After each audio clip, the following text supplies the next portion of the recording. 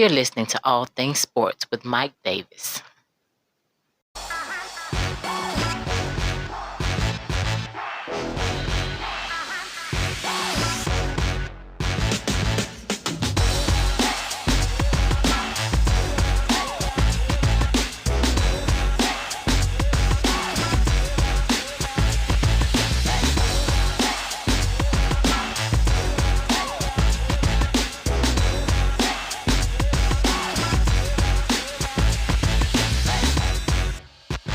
Hey, what is up, everybody? It is an impromptu episode podcast.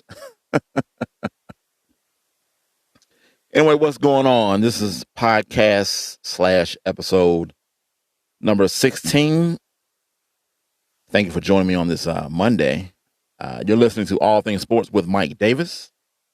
You know how it goes. If you're listening to this podcast on Spotify, I thank you for spending your time with me. If you're listening to the restream of this podcast on YouTube, go ahead and subscribe to the channel, like and comment on the podcast. New podcasts typically air every Wednesday and Saturday. So please feel free to share the podcast on any of your social media outlets that you use. I won't take up much more of your time. Let's get into this impromptu podcast. All things Atlanta.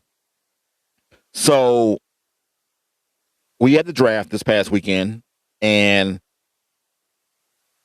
I think the only name people were really looking to see that went somewhere was Jake Fromm out of the University of Georgia.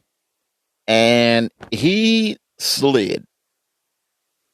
I mean, really slid. I think they had him projected in the 3rd round, I think. But he ended up going in the 5th round.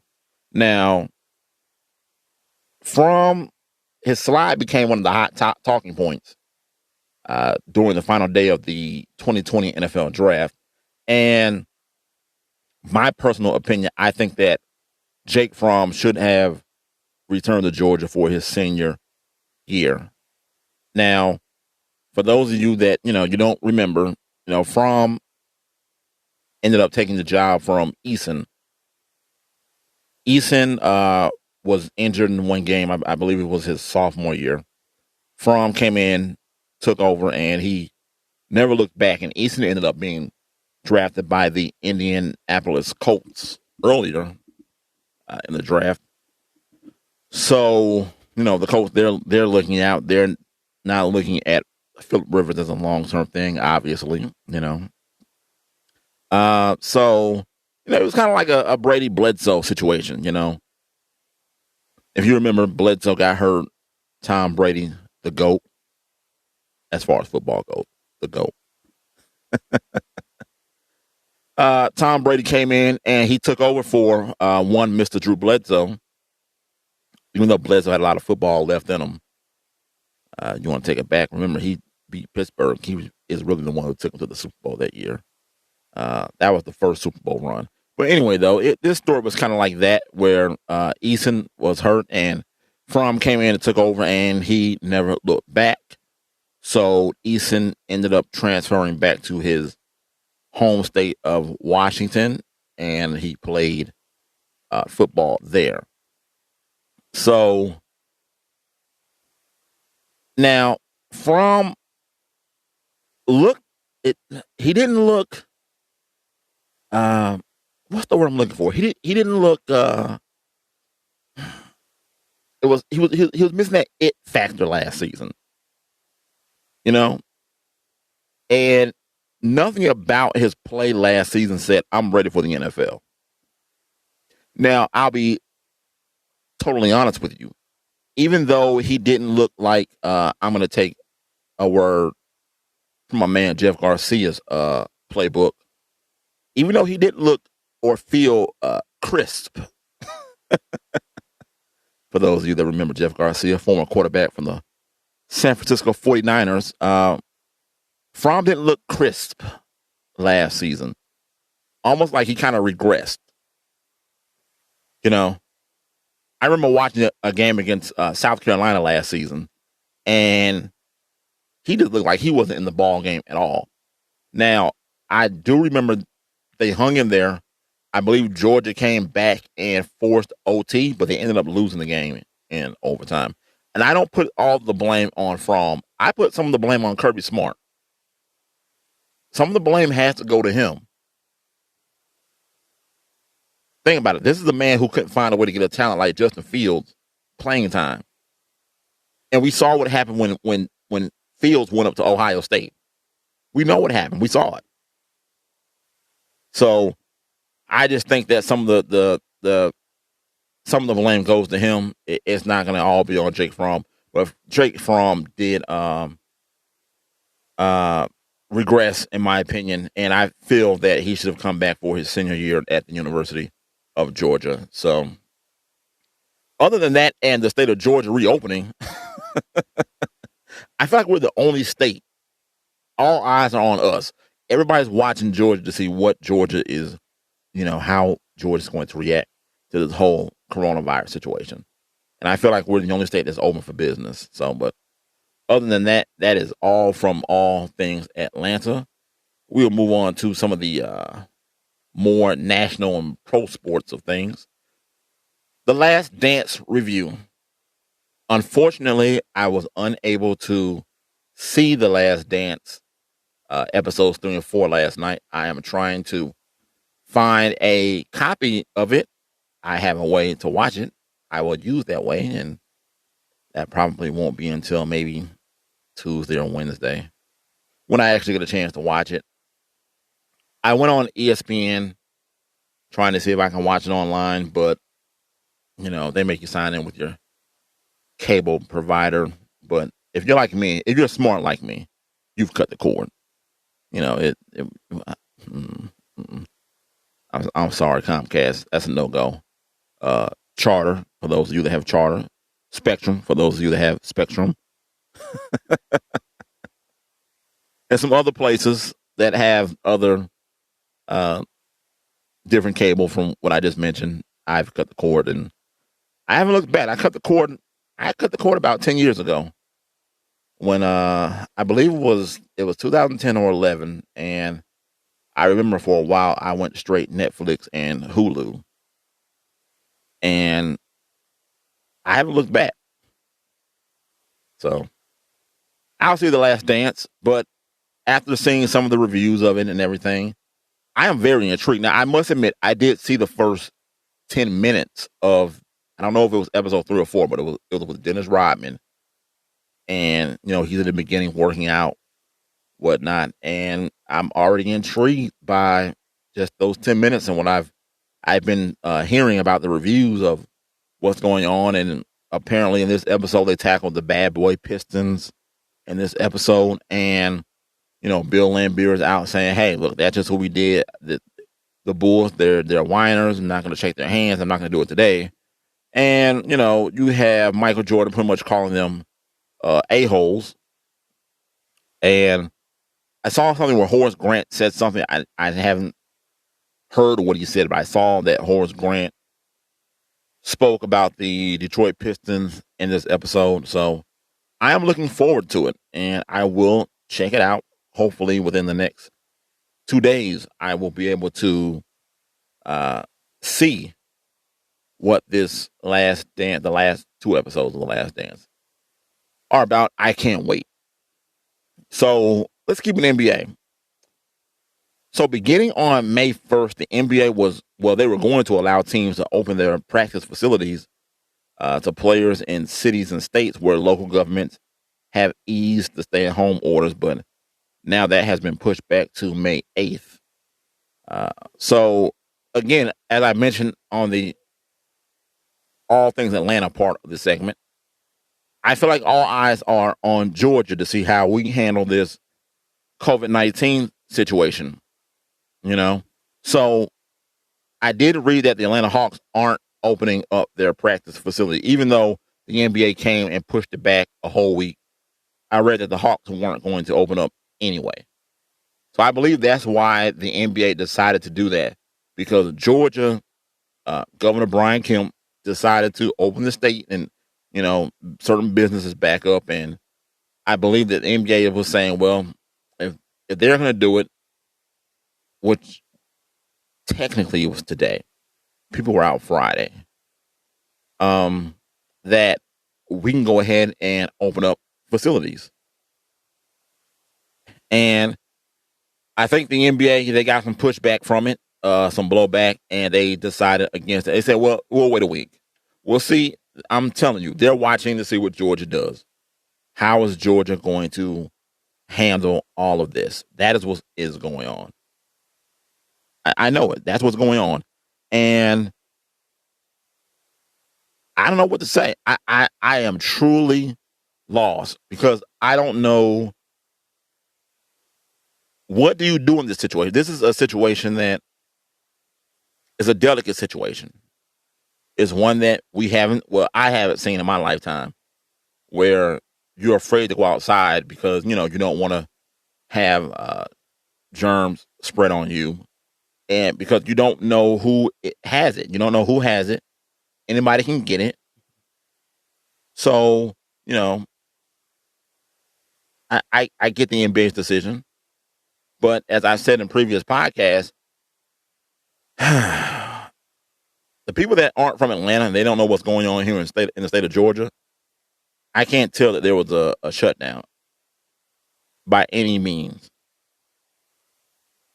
I told the story of how I went to, my job didn't shut down. So I told the story how I went to a place to get a Philly cheesesteak sandwich.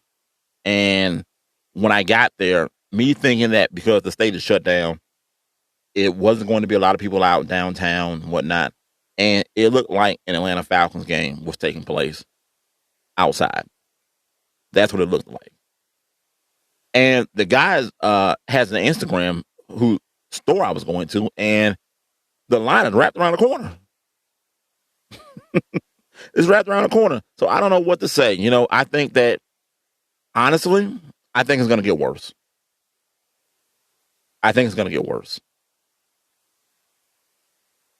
People have, and I don't want to turn this into a soapbox about, the country and where we're going because, you're here to hear sports. That's why I'm here. I love talking sports and you like listening to sports.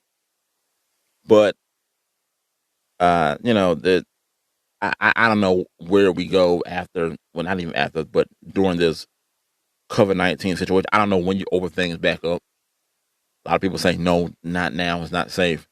So that is one of the reasons why the NBA has decided to push back at least a week from opening up practice facilities to players in cities where, the stay-at-home orders have been eased and pushed back. So I'll leave that alone. Let's move on to the next topic of discussion.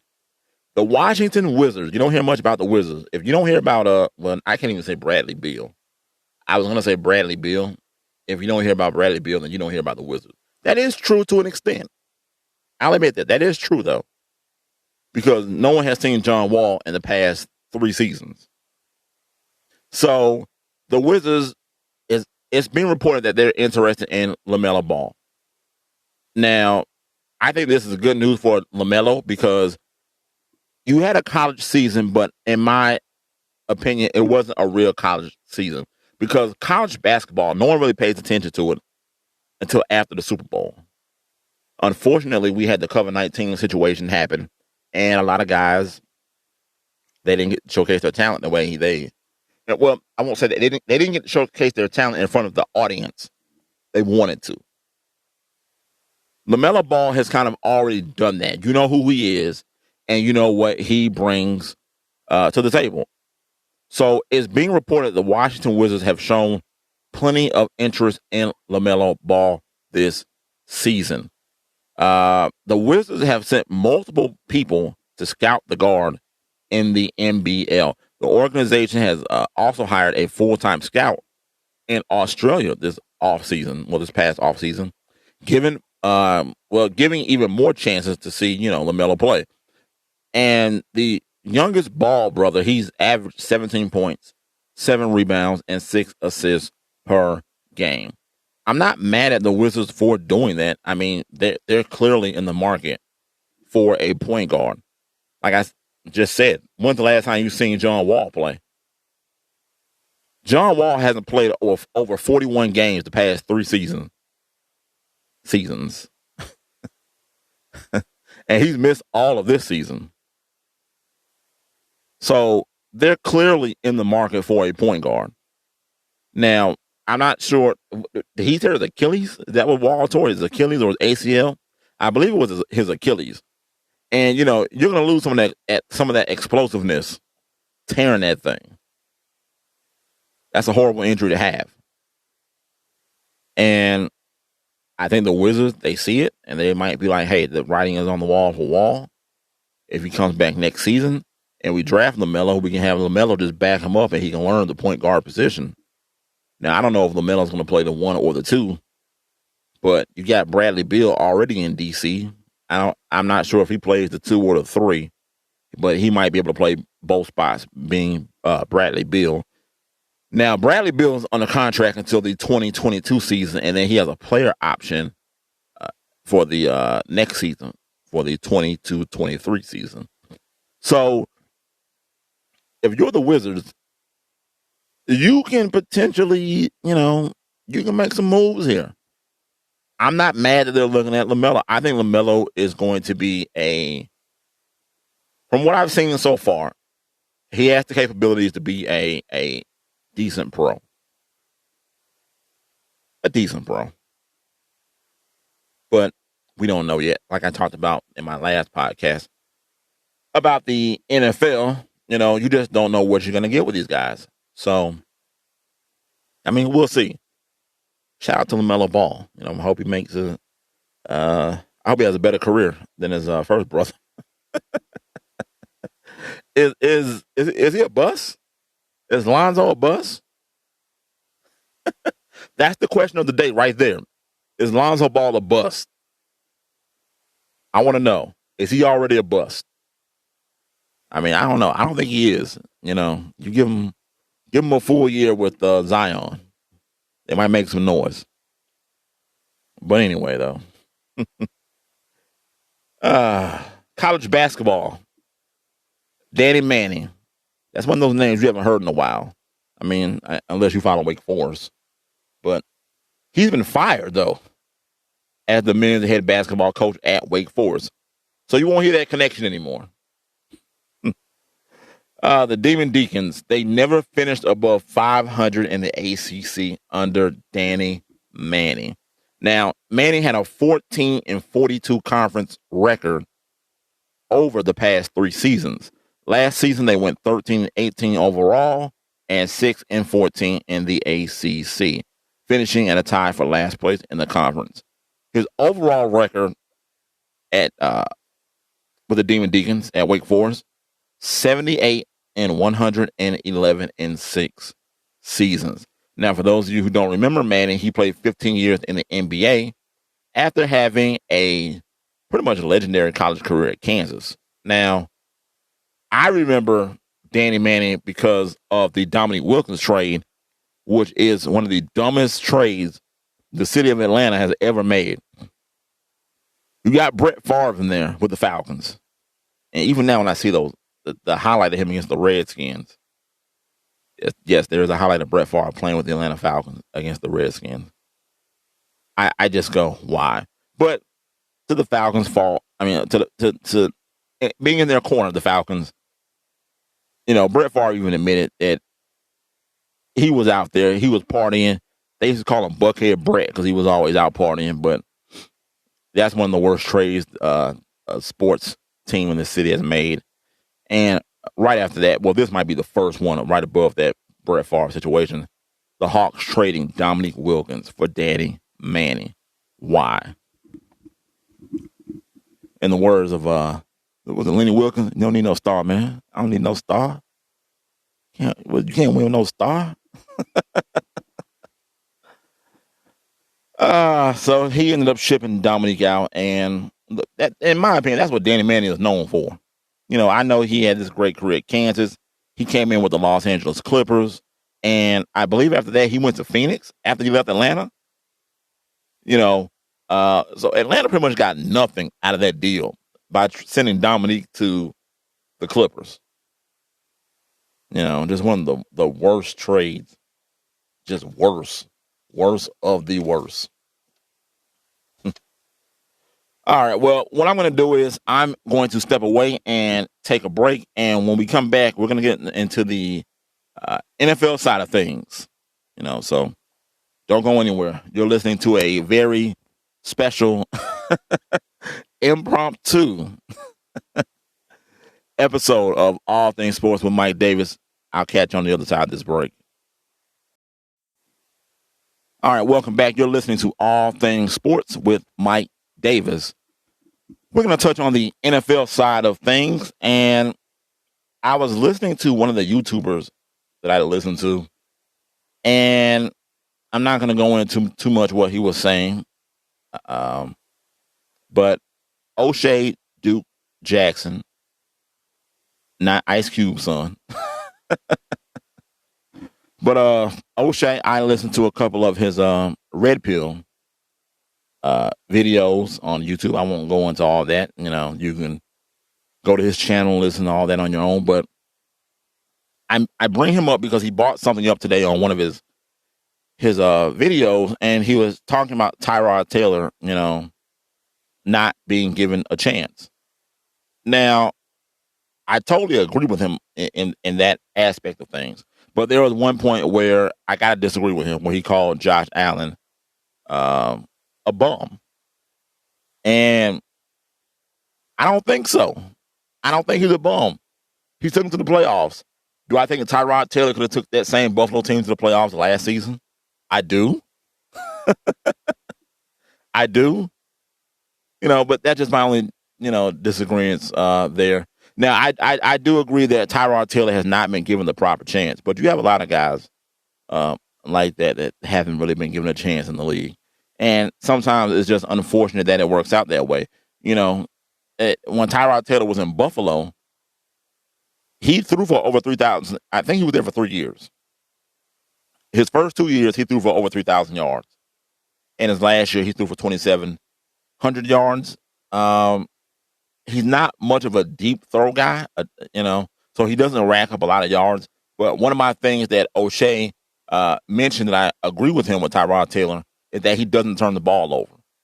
And in football, that is key. Do not turn the football over. You shoot yourself in the foot when you turn that football over. You take chances away from your offense, turning the ball over. And Tyrod Taylor does not turn the football over. And, he went to Cleveland, and, we know the story there. They drafted Baker Mayfield, so I understood that. And I had no problem when, who was the head coach in Cleveland they ended up letting go?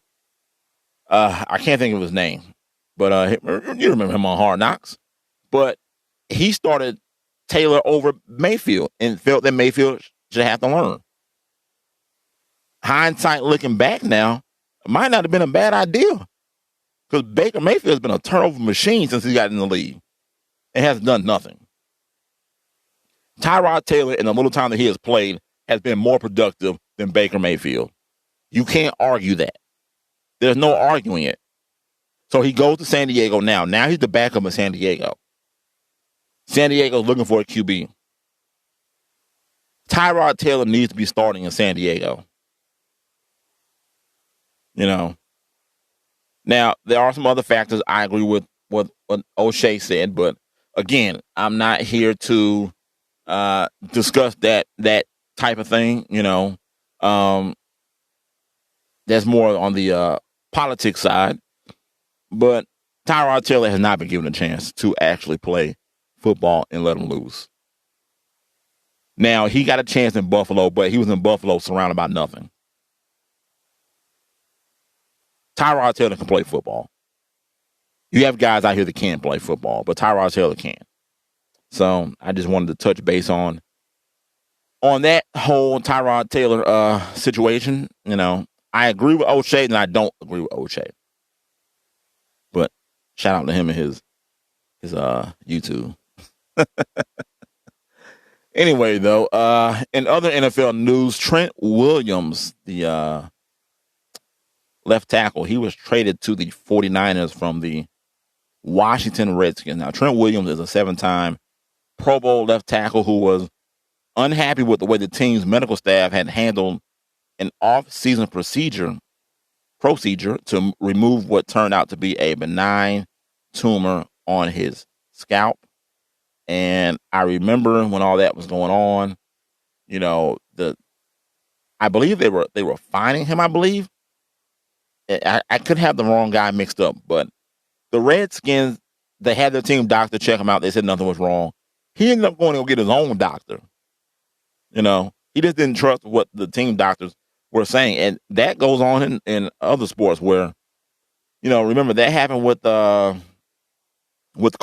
in the Spurs. He didn't trust the Spurs doctors.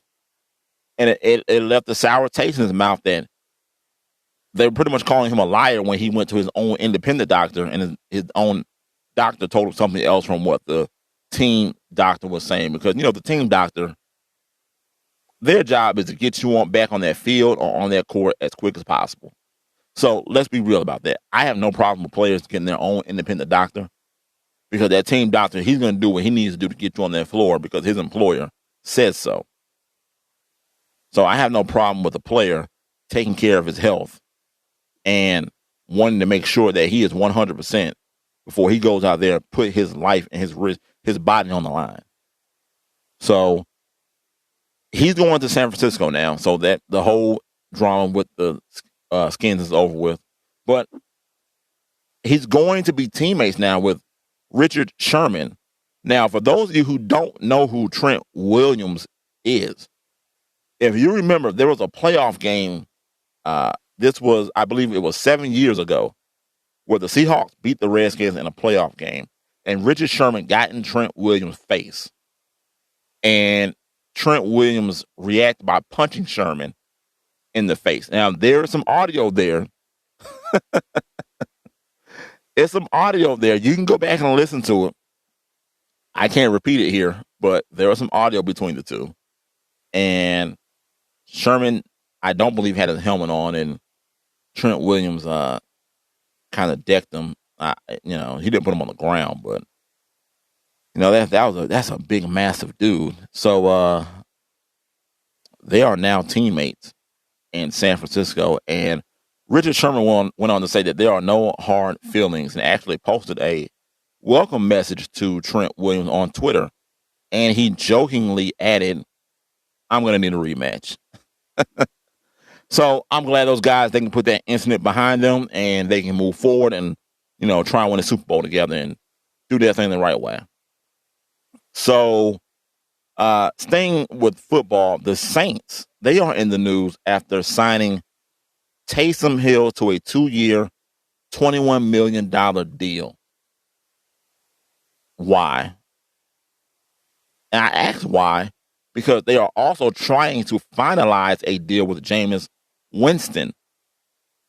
Now, it's being reported that Winston actually turned down a more lucrative deal in Pittsburgh. I thought Winston should go to Pittsburgh and learn behind Ben Roethlisberger and Mike Tomlin. I think that would be the best ideal situation for him. Because let's be real, Roethlisberger is going to go down at some point in the year. He just does. He's just one of those guys. He's almost made of glass sometimes, and he's one of those guys that goes down. So even though he's going to be learning, he can get on-the-job experience. He has some on-the-job experience already starting in Tampa, but he can get even better on-the-job training behind Roethlisberger. But it seems to me he has a personal vendetta with Tampa. He'll never admit it, and I get it. I understand it. No problem with it. So it looks like he's going to go to New Orleans and stick it to Tampa whenever he plays them. It's kind of like with Richard Sherman when he went to Seattle. When he went to San Francisco. Just so he can play Seattle and stick it to him whenever he played them. So my thing with that is, why is... First of all, that's too much money for Taysom Hill. He's not a real quarterback. Is he really going to play quarterback this year? If you sign Jameis Winston at any time, do you really play Taysom Hill at quarterback? A dude who does trick plays. That's what he is. He's a trick play football player. I'm serious. Taysom, and maybe I just haven't seen it. I've heard he played quarterback in college.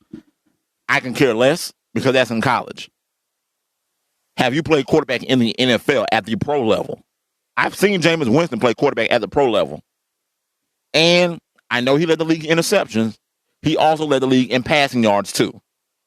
And I call him a more modern-day Brett Favre. He's the new Brett Favre. He's a gunslinger. Please tell me Taysom Hill is not playing quarterback if you're signing Jameis Winston. Even if you don't sign Winston, why is Hill playing quarterback? And this isn't me sounding like a bitter Falcon fan against his rival, the New Orleans Saints. I really want to know.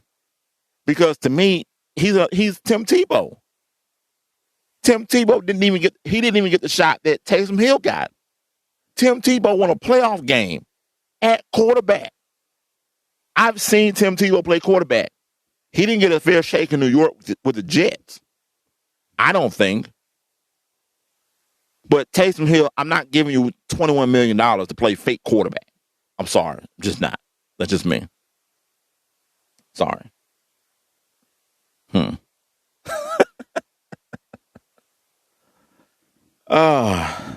Just a little bit of a rant. Oh, man. Okay. I mean, that's what they want to do, I guess. All right, New Orleans, go Saints. Rise up, though. All right, let me give you a little bit of tidbit news as I calm down. Have any of you watched the new show Black AF or Black Ass F, however you want to put it? I'll raise my hand. I have. I'll tell you how I feel about that show. Right now. That is how I feel about that show. That show, I talked to someone else about the show, and they said it was almost like they hired black people to pretend that they're playing black people. I don't like the show. What it showed me was that what's the dude's name? I can't think of the guy's name, but he definitely does not write all of Blackage by himself. There's no way. Is it Kenya? Is that his name? But anyway, though, you know who I'm talking about. Blackage has multiple writers because he's not writing that by himself. Now, I did see something. There was a funny part of the show, and they said Blackage captures the heart of like 60-year-old Americans out there. It gets a little corny and cheesy sometimes, but I think it does the job that, you understand where it's coming from. It reminds me of the Bernie Mac show, where Bernie Mac would he was himself. He was as much as himself as he could be on like regular network TV, And I think that's what Blackish does. And I almost felt like Blackish F, because it was on Netflix and they can add, they can be themselves, their genuine selves, because it's not broadcast on network television, but it almost was like they were trying too hard. And I know maybe I shouldn't have a problem, but I kind of do. I saw some people had a problem with Rashida Jones, who was the mother on that show.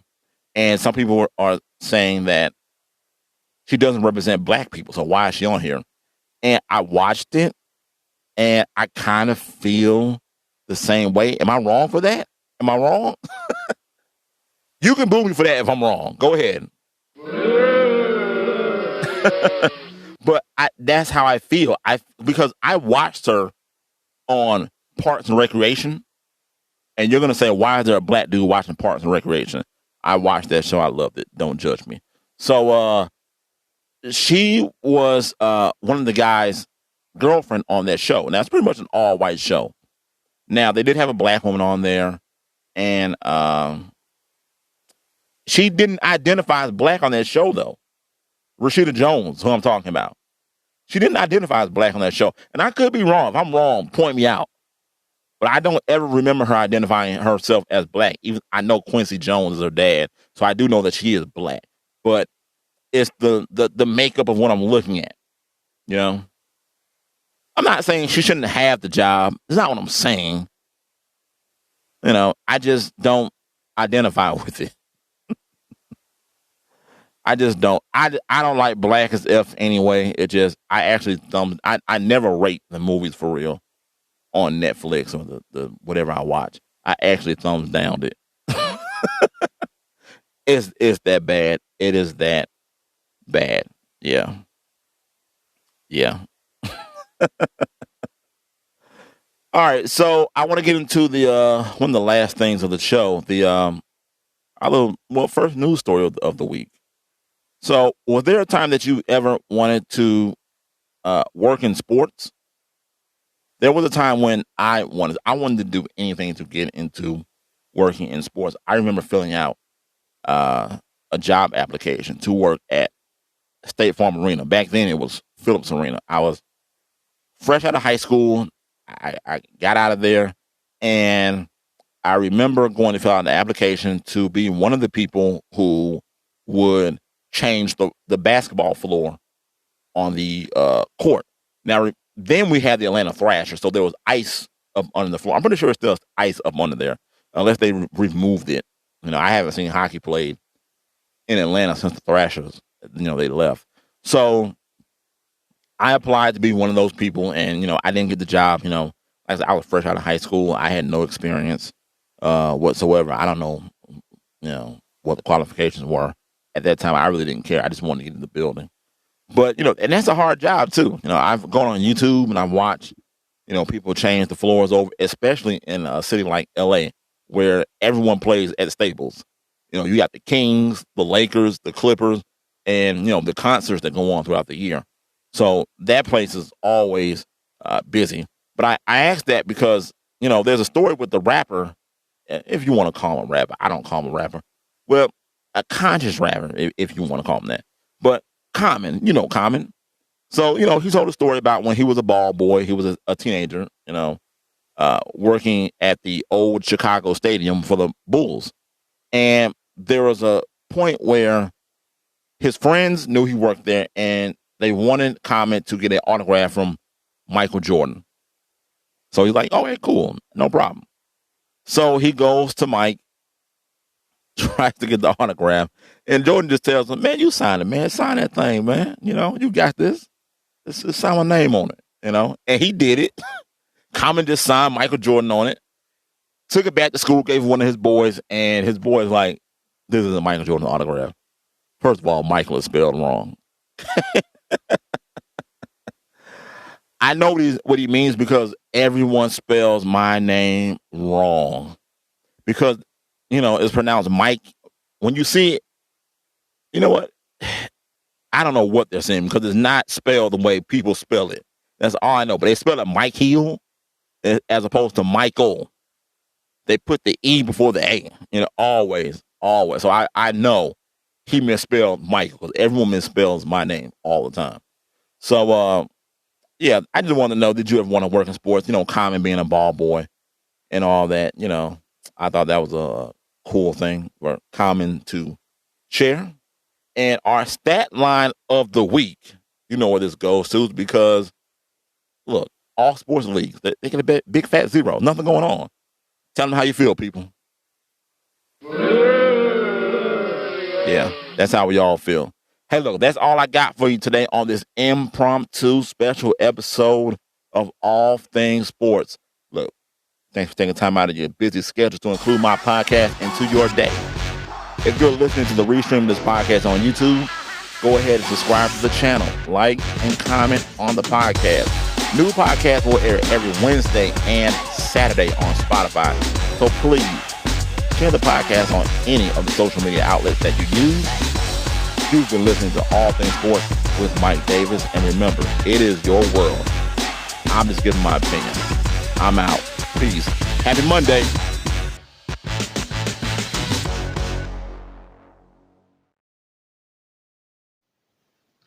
You're listening to All Things Sports with Mike Davis.